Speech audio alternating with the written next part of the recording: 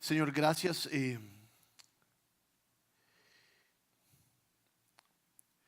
Señor, gracias por esos anuncios que fueron largos, pero son largos por la cantidad de oportunidades que se están presentando para nosotros como comunidad. Y Señor, estar ocupados no significa estar haciendo las cosas bien, pero confiamos que estamos ocupados en estas cosas porque son las cosas que tú has puesto delante de nosotros, y te damos gracias. Y Señor, hoy estamos delante de tu palabra, que es la que alimenta y la que lleva adelante nuestra fe y todo lo que hacemos, y pedimos revelación. Te pedimos que este tiempo sea increíble y que pongas humildad en nuestro corazón y pongas hambre para conocer y aplicar tu palabra en nuestras vidas y ser transformados a tu imagen. Te pido ayuda y para todos, y te damos gracias en el nombre de Jesús. Amén.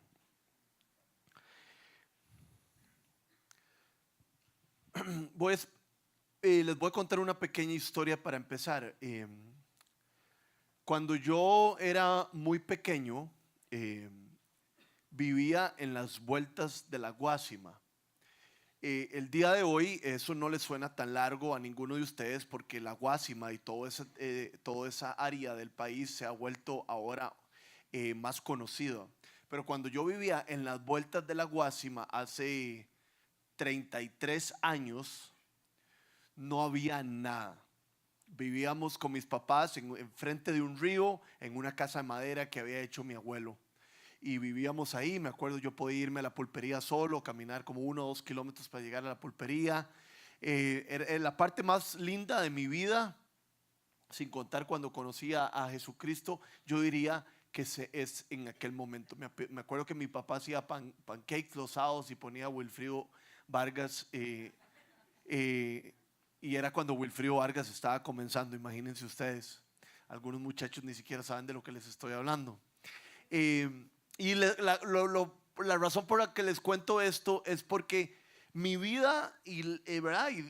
Empezó ahí.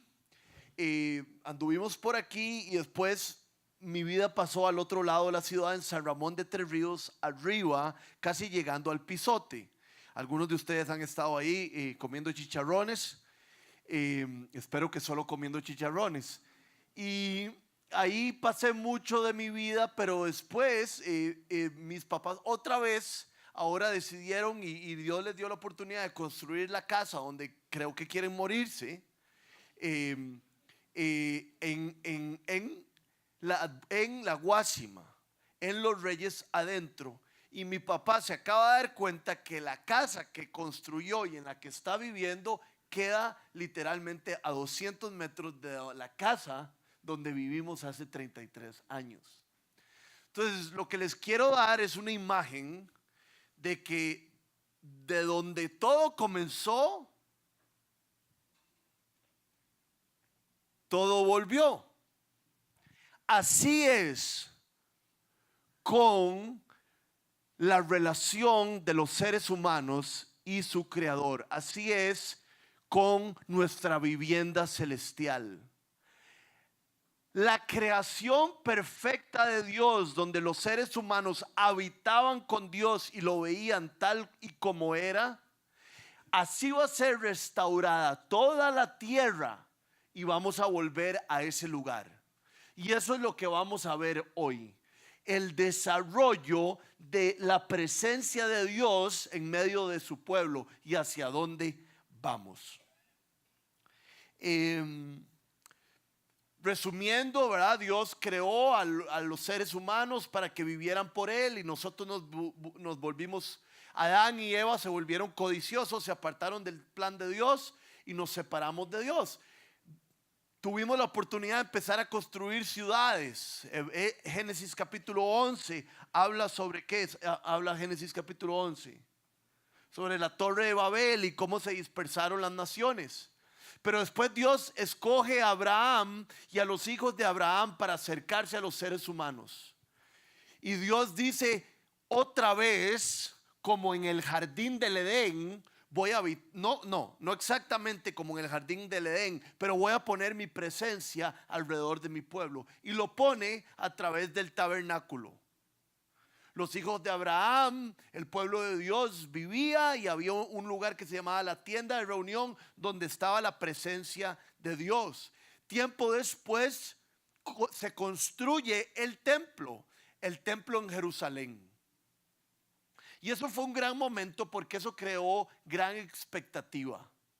Se tenía el conocimiento de que cuando el rey David, de la descendencia de David, reinara en el templo de Jerusalén, todas las cosas iban a ser restauradas, pero no fue así. El pueblo de Dios desobedeció y, resumiendo mucho tiempo de la historia, cayó en el exilio. Babilonia llegó y se apoderó del templo, lo destruyó. Y eventualmente el pueblo de Dios vuelve a Jerusalén, construye las paredes del templo y el templo otra vez, pero se sabía que ese no era el templo definitivo. Estaban esperando un templo para siempre. Y esa es la idea de la charla, desarrollar los 3 puntos donde se desarrolla la presencia de Dios con su pueblo. El primero es, recuerden, ya estamos con el templo construido por segunda vez, ahí está el pueblo de Dios, pero ese no era la presencia de Dios definitiva. Algo ocurre con la venida de Jesús. Entonces el primer punto es la iglesia como el templo. Dios manda a su Hijo Jesús resucita y pasa la presencia de Dios a todos aquellos que han puesto su fe en Jesucristo. Un templo espiritual que es creado para que el Espíritu Santo more o viva. Los seguidores de Jesús se vuelven en el lugar en la tierra donde habita Dios. El lugar donde habita Dios. Me encanta eso. Hace poco yo les conté en algún momento que fuimos los pastores de la viña, fuimos a una conferencia en los Estados Unidos y la conferencia era en Louisville, Kentucky. Pero el avión salía para Costa Rica de un lugar que se llama Nashville. Y Nashville es como la cuna, es un lugar muy famoso por la música.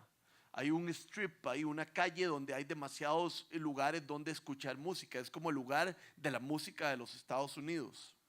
El lugar donde habita el blues, supuestamente, o el rock and roll, ¿verdad? Pensé en esto porque es como un lugar que se me viene a mí a la mente, un lugar donde hay algo, ¿verdad? O ustedes dirán que en Las Vegas hay hoteles. Es un lugar que se caracteriza por eso. Ahora, con la venida del Espíritu Santo, nosotros somos el templo, el lugar que se caracteriza por donde Dios vive. Y esto es muy importante, que la iglesia ahora es el templo de Dios, porque entonces el templo de Jerusalén ya no es el templo de Dios.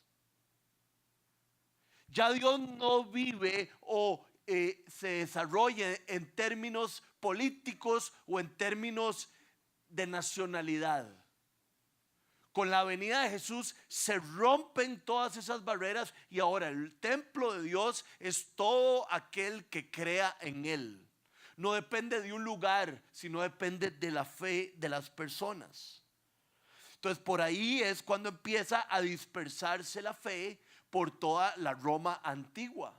Porque ya la fe no está en un lugar, la fe está en las personas. Gracias a la venida de Jesucristo y al Espíritu Santo. Entonces ya Jerusalén no es el templo, sino la presencia de Dios está en todos.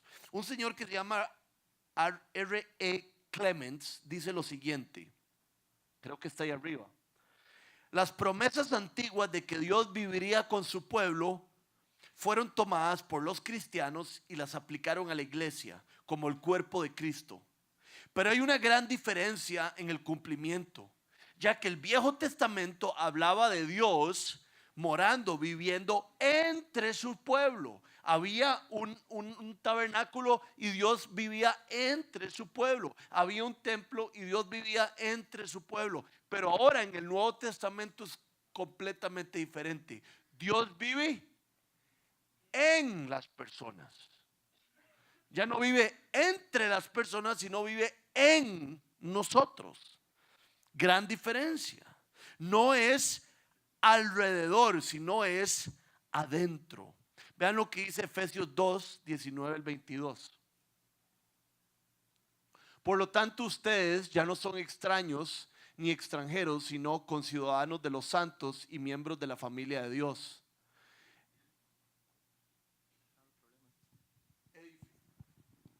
Edificados sobre el fundamento de los apóstoles y los profetas, siendo Cristo Jesús mismo la piedra angular. En Él, en Cristo, todo el edificio bien armado se va levantando para llegar a ser un templo santo en el Señor. En Él también ustedes son edificados juntamente para ser morada de Dios en su espíritu. Parece muy gráfico, ¿verdad? El edificio de Dios encuentra como fundamento Jesucristo, después todo lo que han dicho los apóstoles y después estamos nosotros. Nosotros somos esas piedras vivas que habla Pedro. Nosotros somos parte del templo. Entonces algo importante que no es parte de esto, pero es muy importante, es cómo vamos a vivir si somos parte del templo. Vean lo que dice 2 Corintios 6 del 16 al 18. ¿En qué concuerdan el templo de Dios y los ídolos? Porque nosotros somos templo del Dios viviente. Como Él ha dicho, viviré con ellos y caminaré entre ellos. Yo seré su Dios y ellos serán mi pueblo. Entonces, si Dios ya no vive a nuestro alrededor, sino que vive en nosotros, también hay una responsabilidad y hay algo de nosotros de vivir de una manera en que le agrade a Él. ¿Y cómo llegó, cómo nos dimos cuenta que Jerusalén ya no era el templo y que ahora el templo éramos nosotros? Bueno, la primera vez que nos damos cuenta donde fue derramado el Espíritu Santo fue en el libro de Hechos, en el capítulo 2, ¿verdad? En el día de Pentecostés. Pero este momento en que el fuego de Dios bajó, este momento donde la nube de Dios vino, siempre se daba en la Biblia, se daba cuando se da una gran presencia de Dios. Quiero que vean Éxodo 40 del 34 al 35, cuando Dios viene. Dice, en ese instante la nube que simbolizaba la presencia de Dios cubrió la tienda de reunión en aquel lugar donde estaba la presencia de Dios. Y la gloria del Señor llenó el santuario. Moisés no podía entrar en la tienda de reunión porque la nube se había posado en ella y la gloria del Señor llenaba el santuario. Entonces lo que quiero que vean es que cada vez que la gloria de Dios nos llena, hay un acontecimiento así. Antes era la nube que llenaba el templo y ahora nosotros somos llenados por medio del Espíritu. Y así se desarrolla. Por eso es que Jesús dice en Juan 14 y en Juan 16, en Juan 14 específicamente dice, me voy, pero les conviene que me vaya porque me voy a preparar un mejor lugar para que ustedes estén. Y si me voy, les voy a dejar a alguien. Entonces todo esto de manera muy rápida nos ejemplifica que ya el templo de Dios no es el templo en Jerusalén. El templo de Dios no es construido con manos humanas. El templo de Dios somos nosotros que fuimos construidos por Dios. Entonces hay una responsabilidad. Si yo soy templo de Dios, ¿cómo voy a vivir mi vida? Pero ese es el primer punto. Ahora los cristianos tenemos la presencia de Dios. Y el segundo punto es, ahora somos miembros de la ciudad celestial. Y aquí hay que mencionar a Abraham. Abraham, cuando salió de su tierra, dice la Biblia que él vio a lo largo la patria donde él quería llegar. Y ahí vivimos nosotros. Nosotros, ojalá, estamos mirando y buscando aquella patria donde vamos a llegar. Vean cómo la Biblia se refiere a esto en Hebreos 11 del 8 al 16. Por la fe, Abraham, cuando fue llamado para ir a un lugar que más tarde recibiría como herencia, obedeció y salió sin saber a dónde iba. Por la fe se radicó como extranjero en la tierra prometida y habitó en tiendas de campaña con Isaac y Jacob, herederos también de la misma promesa, porque esperaba la ciudad de cimientos sólidos, de la cual Dios es arquitecto y constructor. Por la fe Abraham, a pesar de su avanzada edad y de que Sara misma era estéril, recibió fuerza para tener hijos porque consideró fiel al que le había hecho la promesa. Quedemos hasta ahí. Abraham por fe caminó a aquel lugar donde Dios es el constructor. Hay una parte en el libro de Corintios donde Pablo está hablando de que nosotros vivimos ahora, refiriéndose a nuestro cuerpo, como en tiendas de campaña, con cuerpos corruptibles, pero que en el cielo tenemos un edificio que no es corruptible. Y esa es la morada celestial que nos espera a todos nosotros. Pero ahí en Hebreos no tenemos como un entendimiento claro de cómo va a ser esa morada celestial. Apocalipsis nos da un poquito más de referencias. Entonces quiero que leamos un poquito de Apocalipsis, cómo va a ser esa ciudad a la cual nosotros esperamos llegar, a la nueva Jerusalén. Apocalipsis 21:2 dice lo siguiente: vi además, Juan vio una visión, una ciudad santa, y se llama la Nueva Jerusalén, que bajaba del cielo procedente de Dios, preparada como una novia hermosamente vestida para su prometido. Esa es la nueva metrópolis. Vean lo que dice el 21 del 15 al 19. El ángel que hablaba conmigo llevaba una caña de oro para medir la ciudad, esta ciudad en la que vamos a vivir, lo que hemos puesto nuestra fe en Cristo, sus puertas y su muralla. La ciudad era cuadrada, medía lo mismo de largo que de ancho. El ángel midió la ciudad con la caña y tenía 2200 kilómetros. Su longitud, su anchura y su altura eran iguales. Midió también la muralla y tenía 65 metros, según las medidas humanas que el ángel empleaba. Y la muralla estaba hecha de jaspe. Y la ciudad era de oro puro, semejante a un cristal pulido. Los cimientos de la muralla de la ciudad estaban decorados con toda clase de piedras preciosas.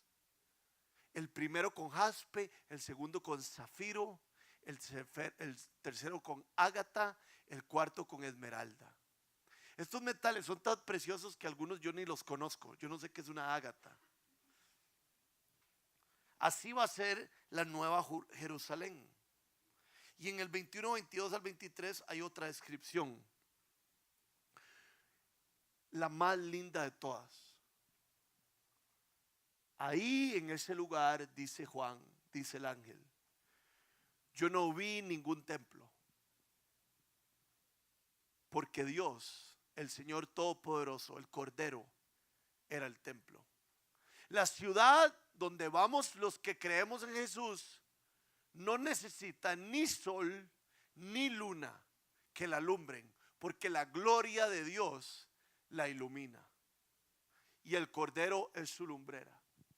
Cuando nosotros lleguemos a la Nueva Jerusalén, a aquella ciudad donde hemos puesto nuestra mirada y esperamos con fe, no va a haber un templo a donde adorar, porque Dios va a estar ahí, en medio nuestro, como fue en el principio. Lo vamos a poder admirar, lo vamos a poder tocar, lo vamos a poder experimentar. A mí me toca, cuando mi hija me permite dormirla, porque de 7 días de la semana, 5 es con la mamá, yo la duermo y ya no le contamos historias ni nada, sino solamente la pongo ahí y le doy la leche, se la toma antes, la pongo ahí y yo me quedo a la par. Y entonces ella, mientras se está durmiendo, hay veces que dura 20 minutos, hay veces que dura media hora, hay veces que dura una hora.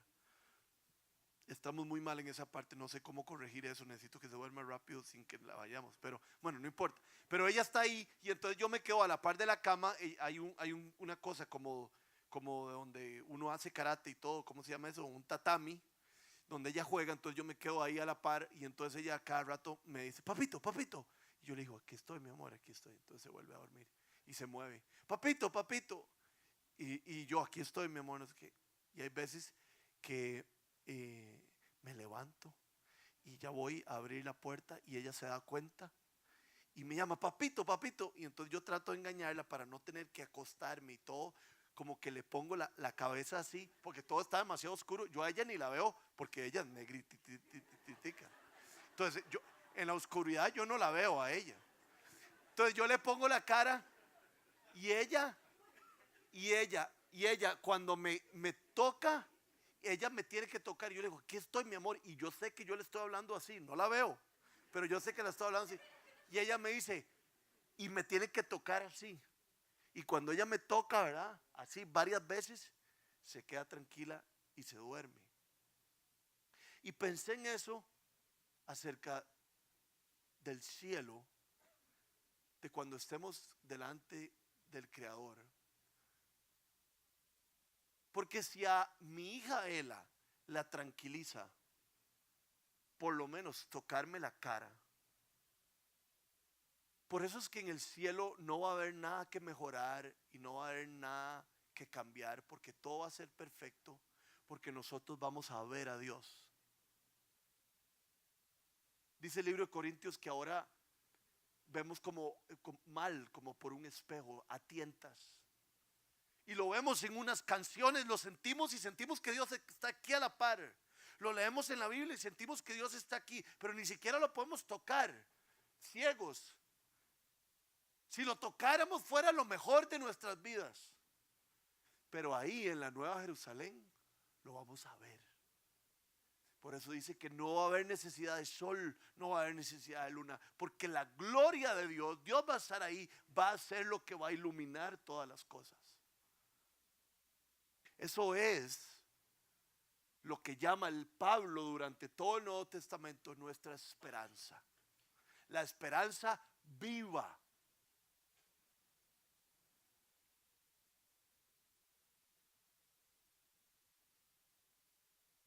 Pero pensando en aquel lugar donde vamos, también nos hace pensar en el lugar donde estamos. Porque la Biblia, y sobre todo en el último libro, en Apocalipsis, habla de la Nueva Jerusalén. Pero siempre que habla de la Nueva Jerusalén, habla de otra ciudad. ¿Saben cuál es? De Babilonia. Vean lo que dice Apocalipsis 14:8 acerca de Babilonia.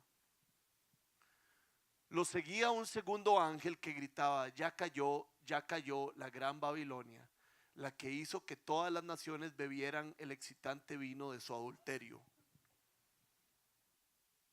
Esta es la ciudad que construimos nosotros los seres humanos, no la construía por Dios. Cuando la Biblia se refiere a Babilonia, se está refiriendo a la nación, a la ciudad donde nosotros vivimos. Y siempre hay una comparación entre la Nueva Jerusalén, aquella que esperamos, y la Babilonia. Y son descritas en manera femenina las dos. Vean lo que dice Apocalipsis 17:3. Luego el ángel me llevó en el espíritu a un desierto. Allí vi a una mujer montada en una bestia escarlata. La bestia estaba cubierta de nombres blasfemos contra Dios. Ahí está hablando de Babilonia, en el desierto. Pero vean cómo habla de la Nueva Jerusalén en el 21:10. Me llevó en el espíritu a una montaña grande y elevada. No es el desierto, sino una montaña grande y elevada. Y me mostró la ciudad santa, Jerusalén, la Nueva Jerusalén, que bajaba del cielo procedente de Dios. Hay demasiada diferencia en Babilonia y en Jerusalén. También vean cómo son descritas en el 19:6-8. Después oí voces como el rumor de una inmensa multitud, como el estruendo de una catarata y como el retumbar de potentes truenos que exclamaban: aleluya. Ya ha comenzado a reinar el Señor, nuestro Dios todopoderoso. Alegrémonos y regocijémonos y démosle gloria. Ya ha llegado el día de las bodas del Cordero. Su novia se ha preparado y se le ha concedido vestirse de lino fino, limpio y resplandeciente. El lino fino representa la visión. Ok, y ahí termina.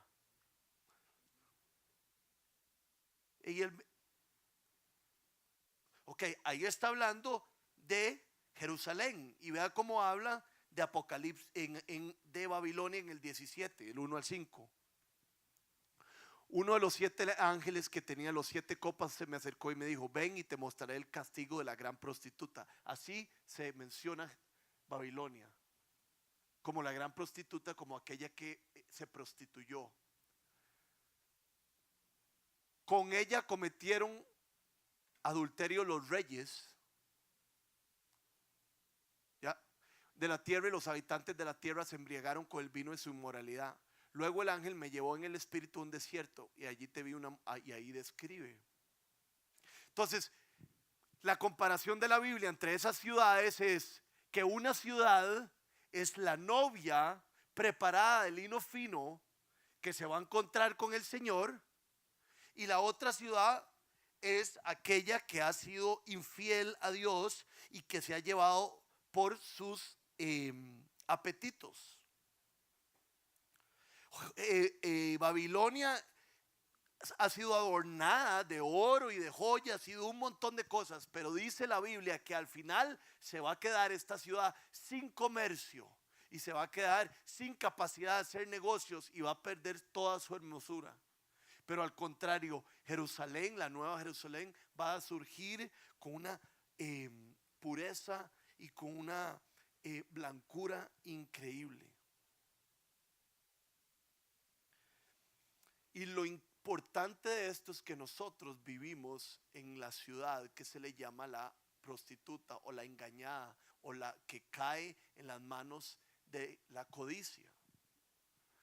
Y hay un interín entre Babilonia y la nueva Jerusalén. Por eso es que la Biblia habla de que nosotros tenemos que vivir como peregrinos, como ciudadanos de los cielos, aunque estemos aquí. Y es difícil anhelar una ciudad, saber que hemos de heredarla, pero estar en otra que nos confunde.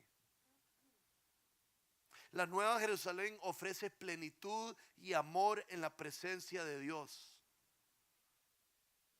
Y Dios tiene una promesa para aquellos que viven con sus anhelos puestos en la nueva Jerusalén. Vean lo que dice Apocalipsis 3:21.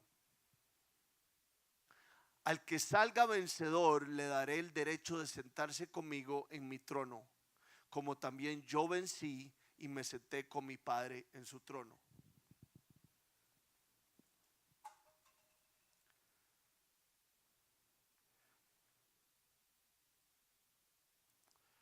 Ustedes han visto el día antes que cuando uno tiene, algunos de nosotros hemos tenido la oportunidad de montarnos un avión, y el día antes del viaje, cuando uno hace la maleta, todo lo que está haciendo gira alrededor del viaje. Casi que todo lo que está haciendo, no importa lo que uno se tope, pierde importancia y uno solo está enfocado en lo que va a pasar al día siguiente porque se tiene que montar en el avión. Esa es la imagen que yo creo que nos da la Biblia cuando nos dice que nosotros somos peregrinos y extranjeros, conciudadanos del reino de los cielos. Que todo lo que hacemos nosotros aquí tiene que ver y podría ser un anticipo del viaje que vamos a tomar. Pero muchos de nosotros echamos demasiadas raíces aquí. Y esto es de lo que nos anticipa Jesús. Nos dice: venzan como yo vencí. No pertenezcan a ese mundo que gobierna la Babilonia, sino al mundo que va a venir, la nueva Jerusalén. Entonces el primer punto era que la iglesia es el nuevo templo de Dios. Ya Dios no mora entre nosotros después de la caída en un templo, sino que mora en nosotros, y eso tiene grandes implicaciones. La segunda es que nosotros somos miembros de una ciudad celestial. Ya somos miembros y pusimos nuestra fe en Jesucristo. Y la tercera es, por supuesto, la esperanza de la resurrección de nuestros cuerpos. Porque si hablamos de una futura Jerusalén, no crean que a ese lugar de oro y donde Dios está presente, yo voy a ir con esta pinta. A ese lugar vamos a ir, según la Biblia, con cuerpos totalmente nuevos. Nuestros cuerpos van a resucitar en esta nueva Jerusalén. Cristo resucitó como primer fruto de que nosotros hemos de resucitar. 1 Corintios 15, del 12 al 28. Ahora bien, si se predica que Cristo ha sido levantado entre los muertos, ¿cómo dicen algunos de ustedes que no hay resurrección? Si no hay resurrección, pongan atención a esto, entonces ni siquiera Cristo ha resucitado. Y si Cristo no ha resucitado, nuestra predicación no sirve para nada, como tampoco nuestra fe. Aún más resultaríamos falsos testigos de Dios por haber testificado que Dios resucitó a Cristo, lo cual no habría sucedido si en verdad los muertos no resucitan. Porque si los muertos no resucitan, tampoco Cristo ha resucitado. Y si Cristo no ha resucitado, la fe de ustedes es ilusoria y todavía están en sus pecados. En este caso también están perdidos los que murieron en Cristo. Si la esperanza que tenemos en Cristo fuera solo para esta vida, seríamos los más desdichados de todos los muertos. Pero lo cierto es que Cristo ha sido levantado entre los muertos. Como primicia, como algo que sucedió y que va a seguir sucediendo de los que mueran. De hecho, ya que la muerte vino por medio de un hombre, Adán, también por medio de un hombre, Jesucristo, viene la resurrección de los muertos. Pues así como en Adán todos mueren, también en Cristo los que ponen su fe en Él, todos volverán a vivir. Pero cada uno a su tiempo. ¿Y cómo es el tiempo? Cristo resucitó primero, después las primicias. Cuando Él venga a los que le pertenecen. Entonces después vendrá el fin. Y cuando Él entregue el reino a su Padre, luego destruir todo dominio, autoridad y poder. Entonces resucitó Cristo, no me voy a meter en esto, pero resucitó Cristo, resucitamos los que creímos en Él y después Cristo arregla todo y le entrega su reino a su Padre. Nuestra fe se trata de esto. ¿Por qué yo estoy hablando hoy de esto? Porque esta es nuestra fe. Nuestra fe no es, vamos a leer la Biblia para ver cómo nos llevamos bien los unos con los otros. Sí, eso es importante. Pero el propósito de toda nuestra fe, el propósito de Cristo en la cruz es llevarnos a la nueva Jerusalén y tener cohabitación con Dios perfecta. Si Cristo resucitó, los que pongan su fe en Él resucitarán también. Vean lo que dice Filipenses 3 del 10 al 11. Lo he perdido todo a fin de conocer a Cristo. Y uno dice, ay sí, qué chido conocer a Cristo. La palabra ahí conocer es una palabra de intimidad, casi de conocer a alguien desnudo. Es la misma palabra que se utiliza que Adán conoció a Eva. No fue que la conoció, hola Eva, sino que fue que tuvieron intimidad. Experimentar el poder que se manifestó en su resurrección, participar en sus sufrimientos y llegar a ser semejante a Él en su muerte. Pablo sí lo tenía claro. Yo lo que quiero es conocer a Cristo. Las cosas del mundo de aquí de Babilonia, yo las pierdo, que se me vayan. Pero yo lo que quiero es lo que viene. Lo que sea por lo que viene. Un teólogo llamado apellido Costa dijo, la primera venida de Jesús, su muerte, pero especialmente su resurrección, inauguraron los últimos tiempos. Pablo creía que el final de los tiempos había llegado y que el punto de partida de ese final de los tiempos era la resurrección de Jesús. Por eso es que Jesús llegó a la tierra y dijo, el reino de los cielos se ha acercado. Porque cuando Él vino, empezó la última parte. Vean lo que dice 1 Corintios 15:20.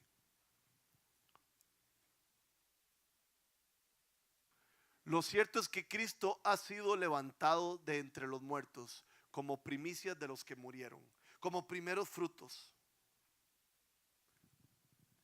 ¿Qué me ayuda eso?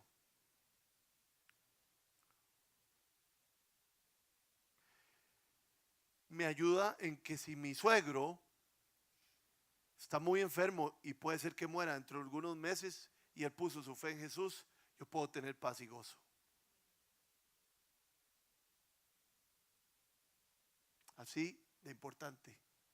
Esa es nuestra fe. Que las aflicciones del tiempo presente no son comparables con la gloria que ha de revelarse. ¿Cómo se para esa mujer en medio de ese sufrimiento? El corazón de esa mujer está en la Nueva Jerusalén, no aquí en Babilonia. ¿Por qué me cuesta tanto el día a día? Tía Rodrigo, seguro tener las raíces gigantes aquí en la Nueva Babilonia.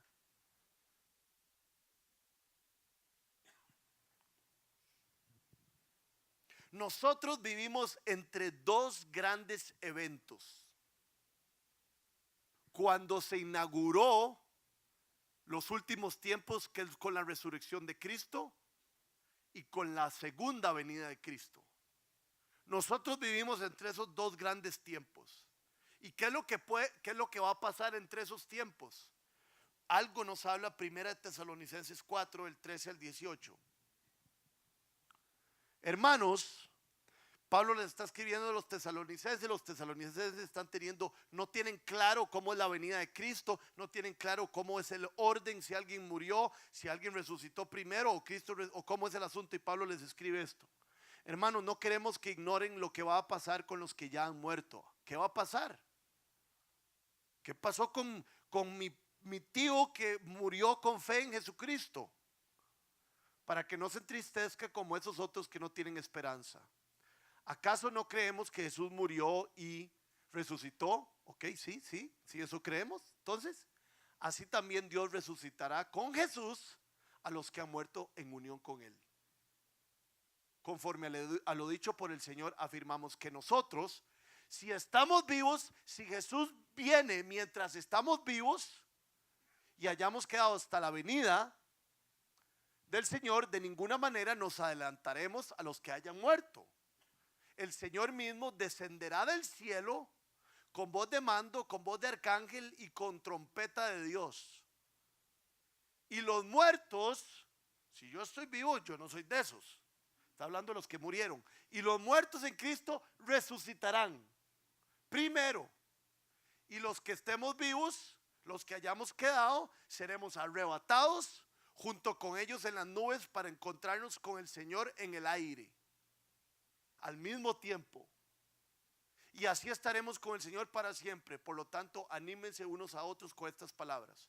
Ahora, aquí necesitamos un montón de contexto. Pablo les está hablando para que ellos entiendan. En aquel tiempo, en el tiempo de Roma, cuando venía un gran coronel, un gran visitante a la ciudad, no esperaban que él llegaba a la ciudad, sino que mandaban a una gran delegación a recibirlo en el camino desde antes. De hecho, ustedes han visto películas así, que viene el gran rey y el rey no lo esperan en el palacio con un poquito de vino servido. No, al rey lo van a recibir kilómetros antes, con una gran delegación.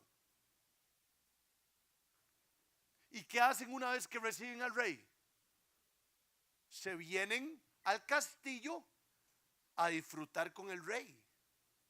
Ese pasaje ha sido malinterpretado, porque se dice que viene Jesús, los muertos resucitan, los que están vivos se van con los muertos y se encuentran con Jesús, y todo el mundo cree que como Jesús dice ahí, está en las nubes, se van para el cielo. Pero no es así. se vienen para la tierra, que es una tierra renovada, a la Nueva Jerusalén. Porque cuando la delegación salía a recibir al rey, no se quedaban haciendo picnic, sino que, rey, qué dicha que ya vienes, ven a tu castillo. Y así todo vuelve al principio. En la tierra, Dios con nosotros. Entonces, Jesús volverá por segunda vez, nos encontraremos con Él, todos los que tengamos fe en Él, los muertos y los vivos, y Él hará tierra nueva, lo hará todo nuevo y viviremos con Él en su presencia. Imagínense ese encuentro, con voz de arcángel y voz de trompeta. Y ahí la muerte será destruida y el pecado será destruido. Por eso es que nosotros vivimos en el ya, pero todavía no. Nuestra salvación es un ya, pero todavía no. Tenemos el Espíritu Santo, pero no estamos ahí. Sabemos que Él venció, pero todavía no estamos ahí. Ya estamos unidos a Cristo, estamos sellados con el Espíritu Santo. Todos los que hemos puesto nuestra fe en Él estamos perdonados. Somos más que vencedores, pero nuestra salvación no es completa porque no estamos totalmente salvados. Esa es nuestra esperanza.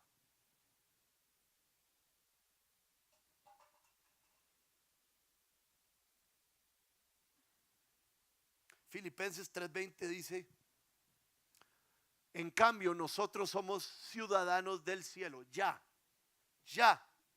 somos ciudadanos del cielo, lo estamos esperando, de donde anhelamos el cielo. Vamos a recibir un Salvador, el Señor Jesucristo. Y no nos vamos a ir al cielo, a un lugar súper místico, lleno de nubes. No, nos vamos a venir con Jesús y toda la tierra va a ser renovada. Y va a haber animales como todo el principio de la creación.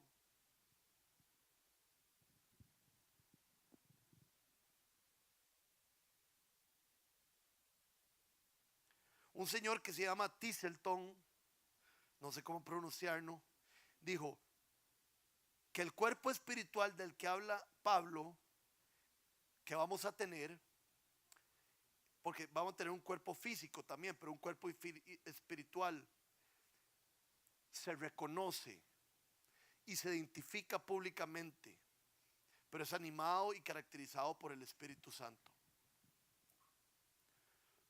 Cuando Jesús habla de que si nos vamos a reconocer en el cielo, dice que sí, pero que la presencia de Dios va a ser tal que eso va a ser secundario. Que nadie se va a dar en casamiento, porque vamos a estar casados a Él. Quisiera terminar este estudio de Biblia, porque la verdad es un estudio de Biblia más que una charla,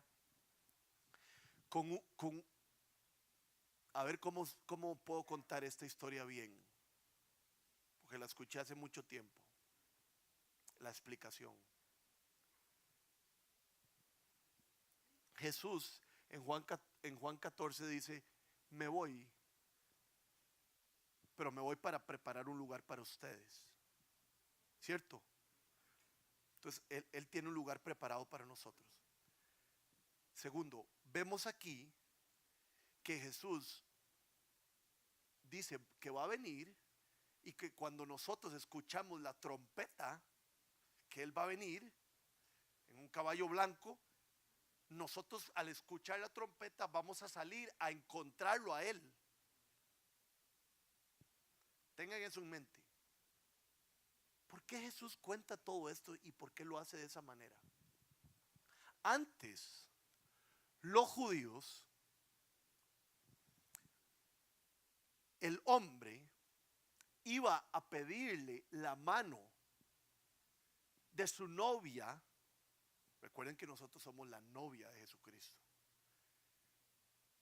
El hombre iba a pedirle la mano de su novia a su suegro, y cuando pedía la mano Y la novia aceptaba, ¿verdad? Le pedía a ella primero y después le pedía al esposo, no se casaba con ella. Como buen judío, se iba de vuelta a su casa a preparar un lugar, a preparar una casita montada a la par de la casa de los papás de él para el día en que se casaba. Y el día en que él se casaba, él traía a su amada, a su novia, espero que estén agarrándolo todo en el aire, a su novia a la casa que él estaba preparando.